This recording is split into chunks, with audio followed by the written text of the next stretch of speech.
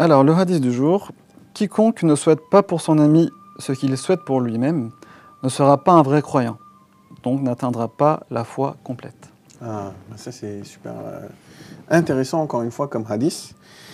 Donc pour pouvoir un peu expliquer ce hadith, si on ne souhaite pas à notre ami ce qu'on souhaite pour nous-mêmes, par exemple moi je me souhaite d'acheter une Ferrari, si j'arrive pas à le souhaiter pour un de mes amis, c'est que finalement ma croyance reste un peu incomplète. Pourquoi il nous dit ça notre prophète?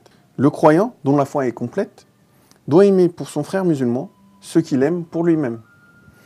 Le sens de cet amour est le fait d'assister soi-même, son frère, dans toutes les situations qui sont bénéfiques, religieusement ou matériellement, comme le fait de donner un conseil, d'orienter vers un bien, d'ordonner ce qui est convenable, d'interdire ce qui est blâmable, ou toute autre chose qu'il accomplirait pour lui-même. Le croyant se doit d'orienter son frère vers les choses bénéfiques et profitables.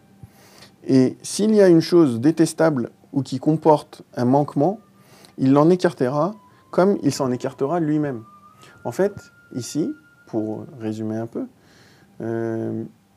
en gros, quelqu'un ne peut jamais se souhaiter quelque chose de mal à soi-même. Donc, tout ce qui est bien, il faut qu'il puisse le souhaiter à lui-même, mais pas seulement. Il doit pouvoir le souhaiter à son frère croyant aussi, ou sa sœur croyante, pour lui apporter le bien aussi. Et il doit l'orienter à chaque fois vers le bien.